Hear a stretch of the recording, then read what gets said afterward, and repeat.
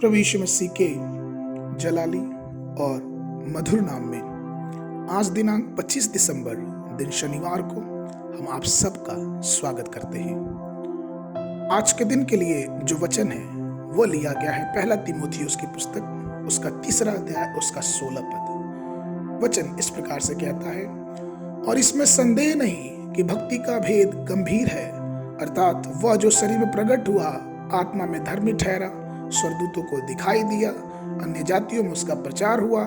जगत में उस पर विश्वास किया गया और महिमा में ऊपर उठाया गया। अब हम परिवार की तरफ से आप सब श्रोताओं को आज के दिन हम बड़े दिन का बहुत बहुत बहुत शुभकामनाएं देते हैं और हम ये आशा करते हैं कि ये बड़ा दिन, ये क्रिसमस का दिन आप सबके लिए एक खुशी, एक परमेश्वर की उपस्थिति और परमेश्वर की प्रसन्नता, जैसे आप बड़े दिन को अपने घरों में मनाते हैं, अपने परिवारों में मनाते हैं, प्रभु यीशु मसीह की प्रसन्नता, उसकी महिमा आप सबके जीवनों में बनी रहे। मसीह में मेरे प्रियो, आज का वचन हमने पढ़ा कि वो परमेश्वर जो सबसे महान था, वो धर्मी था और वो इस धरती पे प्रकट हुआ, वो शरीर में प्रकट हुआ और हम उस दिन को, उसके प्रकटीकरण को, उसके पैदा होने को हम बड़े दिन के रूप में मनाते हैं। और कई बार ये सवाल उठता है कि बड़े दिन का रहस्य क्या है,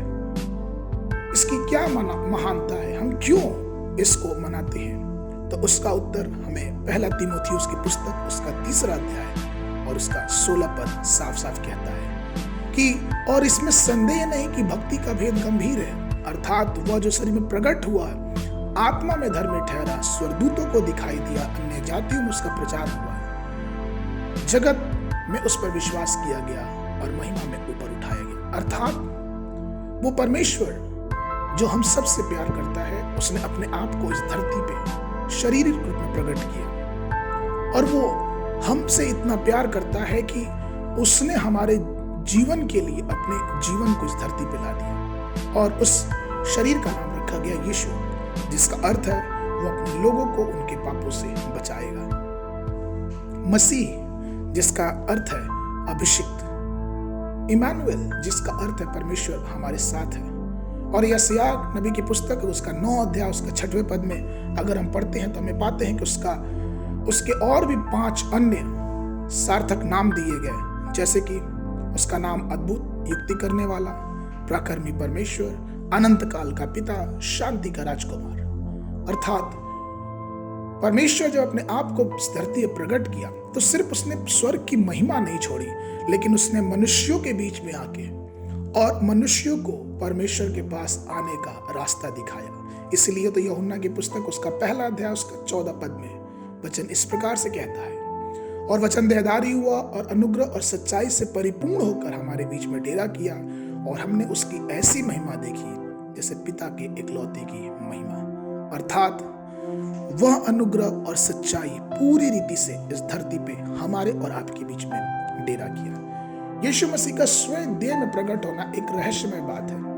कि कैसे एक परमेश्वर अपने आप को एक शारीरिक रूप में प्रकट कर सकता है, और इसका उत्तर भी यीशु मसीह ने खुद से दिया। यूहन्ना की पुस्तक उसका 14 अध्याय उसके 9 पद में यीशु ने उनसे कहा कि हे फिलिप्पुस, मैं इतने दिन से तुम्हारे साथ हूं और क्या तू मुझे नहीं जानता? जिसने मुझे देखा उसने पिता को देखा, और तू फिर क्यों कहता है कि मुझे पिता को दिखा? अर्थात यीशु मसीह का जो शरीर था वो ईश्वरीय रूप था, और जिसने यीशु मसीह को देखा उसने परमेश्वर की महिमा को देखा, अर्थात खुद परमेश्वर को देखा। तो प्रभु में मेरे प्रिय लोगों, आज इस बड़े दिन के शुभ अवसर पे आइए हम परमेश्वर से प्रार्थना करें कि हम उस परमेश्वर को देखने पाए, उस परमेश्वर का जन्म, उस अनुग्रह, उस सच्चाई का जन्म हमारे और आपके जीवन में हो, उसका प्रकटीकरण हमारे परिवार में हो, हमारे बाल बच्चों में हो, हमारे खानदान में हो, हमारे समाज में हो, जिससे वह सुसमाचार जो परमेश्वर ने मनुष्यों के लिए भेजा कि एक दूसरे से प्रेम करो, वो हम एक दूसरे के साथ बनाए रखें। फिर से एक बार आप सब अपन के श्रोताओं को अपन परिवार के तरफ से हार्दिक शुभकामनाएं और बड़े दिन की बहुत बहुत बधाइयां। आज के मनन के लिए हम निकालेंगे लूका रचित सुसमाचार उसका पहला अध्याय उसका 78 और 79 पद। वचन इस प्रकार से कहता है, वह हमारे पापों को उसी बड़ी करुणा से होगा जिसके कारण उसने हम पर भोर का प्रकाश उदय होगा, कि अंधकार और मृत्यु की छाया में बैठने वालों को ज्योति दे और हमारे पांव को कुशल के मार्ग में सीधा चलाए। परमेश्वर आप सबको आशीष दे।